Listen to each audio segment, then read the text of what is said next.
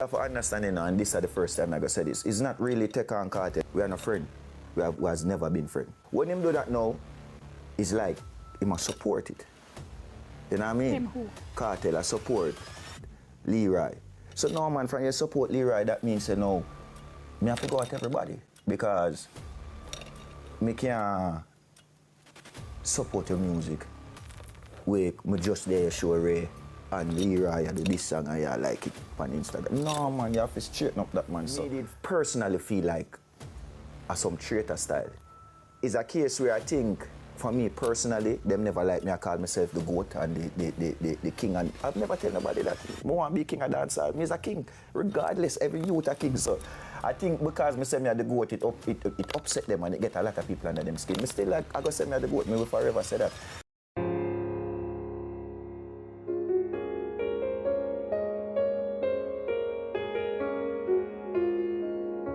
What's going on, everybody, and welcome back to the Daily Scoop, the place where we break down the biggest conversation, controversies, and developments happening across dancehall and the Jamaican entertainment. Today, we are talking about Masicka, and this conversation is interesting for several reasons. Masicka recently opened up about the ongoing tension surrounding his name, Tammy Lee Sprata, and Vybz Kartel. But beyond the controversy, Masicka also used the opportunity to explain something that has followed him throughout his career. His belief in himself, his decision to call himself one of the greatest artists of his generation, and his view that competition is an important part of the dancehall culture. He also spoke about his upcoming project Forever Rain and reflected on earlier projects such as 48, Generations of Kings, and the evolution of his career. So today we are going to take a step back from the headline and really examine what Masicka was saying. Was this simply another dancehall clash? Was Masicka responding to people trying to challenge his position? Was the situation with Tammy Lee misunderstood by the public? And perhaps most importantly, is Masicka entering a new chapter where he is no longer trying to prove himself to anybody? Let's get into it. One of the first things that stood out in the conversation was Masicka's explanation of why he is not afraid of lyrical competition. For anybody who has followed dancehall for years, clash culture is nothing new. Dancehall has always had competition. Artists have battled for lyrical superiority, attention, respect, chart position, and influence. Sometimes those confrontations became major moments in Jamaican music history. Masicka explained that he grew up listening to artists such as Bunty Killer, Ninja Man, and Supercat, among others. That tells you something about how he views the culture. He is not necessarily looking at lyrical confrontation as something negative. He is looking at it as part of the artistic tradition. And I think that distinction is important because in today's environment, whenever two artists exchange lyrics, social media immediately start treating it like a personal war. But a lyrical clash does not necessarily have to become a real-life conflict. There is a major difference between competition on a song and actual hostility between human beings. Massicka's position was basically that artists should be able to compete lyrically while understanding that their music should remain the boundary. And honestly, that is one of the healthier ways to look at dancehall competition. You can challenge somebody's artistry, you can question their position, you can say you believe you're better, you can make a competitive record. But once the music stops and real life begins, there should be boundaries. The distinction becomes even more important when you are talking about artists with huge fan base. Because once artists start exchanging words, fans sometimes take things much further than the artists themselves intended. One line become a social media argument, one post become a full-blown debate, one song become an excuse for people to attack each other online, and suddenly what started as entertainment becomes something much bigger. Massicka appears to understand understand that difference. He said he does not necessarily go looking for conflict, but he is not somebody who intends to back away from lyrical competition either, and that attitude fit the history of dancehall. Another major name that came up in this discussion was Tammy Lee. According to the conversation, Tammy Lee's protocol Masicka out during a live discussion, and that opened the door for Masicka to respond. Now here is where things get interested, because Masicka made it clear that he did not necessarily view the situation as something he had desperately waiting for. In other words, he was not sitting around looking for an excuse to clash, but if the challenge comes, he is prepared to answer. That is an important distinction, because there is a difference between being aggressive and being willing to defend your position. Dancehall has always rewarded artists who can stand firmly behind their music, and Masicka believes that he has built enough of a career that he does not need to chase every confrontation that comes his way.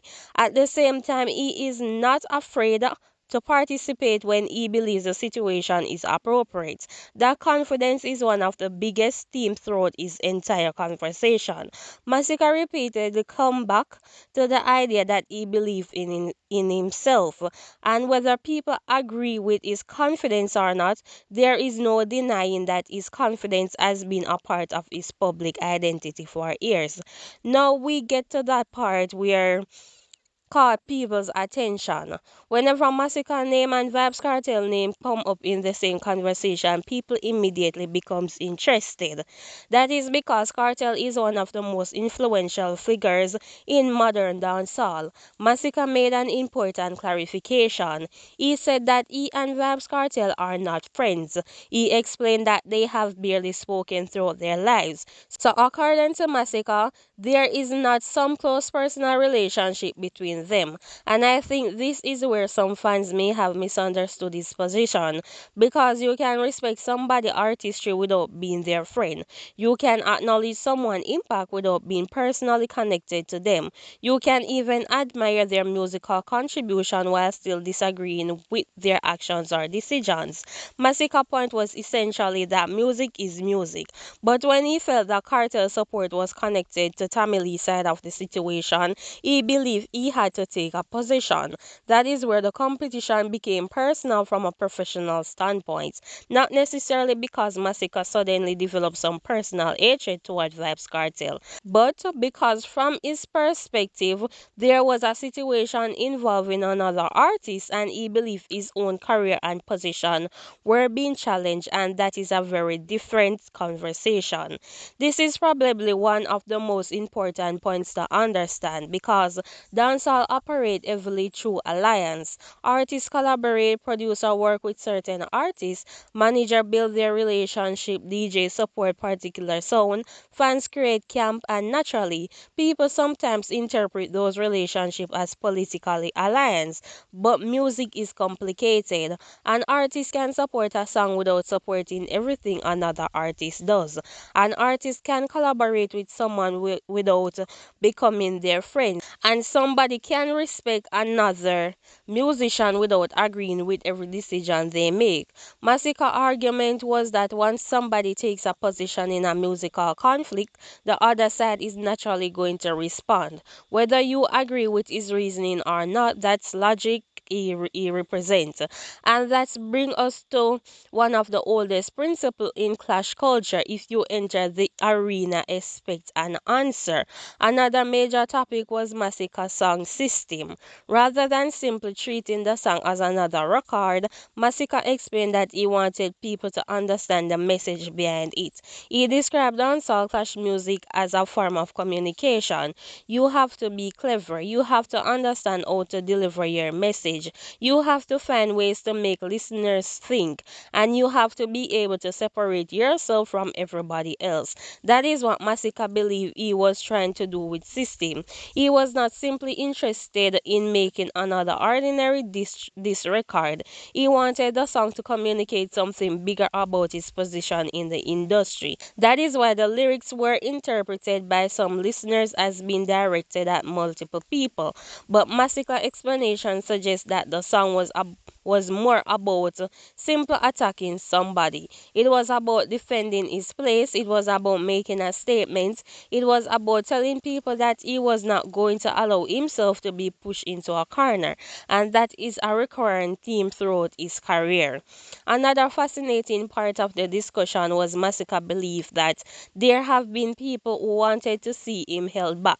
Now, that is a strong statement, but it is also something that many successful artists eventually talk about. When an artist starts becoming successful, the conversation changes. At the beginning, everybody wants to see you win, but once you become established, some people start comparing you with others. Then the questions become, who is better, who is bigger, who is the king, who is the next superstar, who is the greatest, and suddenly success creates competition. Masicka believes some people have struggled with his confidence because he has always been willing to call himself great. And that's an interesting psychological point. Why does somebody else's confidence bother us so much? If an artist say, I believe I am the greatest, why do we immediately feel like we need to argue with them? You don't have to agree. That is the beauty of music. Let the words speak. If Masicka believes he is the greatest, he has the right to say it. The audience has the right to disagree, and ultimately history gets to decide. Now let's talk about the word that causes arguments everywhere, which is GOAT. Greatest of all time. Masicka openly embraced that idea. He gave examples of people who have publicly described others as their personal greatest. He mentioned figures such as Michael Jordan, Michael Jackson, Bob Marley, and Peter Tosh, while making the broader point that greatness often begins with self-belief. That is an important observation because most people who achieve extraordinary things don't begin by telling themselves they are incapable. They believe they can accomplish something before everyone else believes it. But there is another side to this conversation because calling yourself the GOAT does not automatically make you the GOAT. That statement creates a challenge because once you make that claim, your work has to support it. That is where Massicka careers become important because he believes his catalog, consistency, performance, longevity give him the right to make that statement. Other people may disagree, and that is completely fine because the debate itself creates conversation. The real question is whether the artist can continue producing his music strong enough to justify the confidence. One of the most interesting parts of Masicka comment had nothing to do with another artist. It was his decision about self-belief. He basically argued that young people need to believe in themselves more, and I think this is something worth highlighting because especially in Jamaica where young people are constantly exposed to comparison, who has the biggest house, who has the most money, who has the biggest song, who has the biggest following. Social media can make people feel like they are behind even when they are actually making progress. Now, I want to hear from you. Do you agree with Massicka's position on lyrical competition? Do you think the situation involving Tommy Lee Sparta, Vybz Kartel has been misunderstood by some fans? And do you think Massicka has entered the right to call himself one of the greatest artists of this generation? Leave your thoughts in the comments. If you enjoyed this breakdown, make sure you support the channel, subscribe, turn on the notification, and share this video with somebody who follows dancehall. And always keep your eyes open, keep your ears open, and keep watching the Daily Scoop. Until next time, stay blessed and stay informed.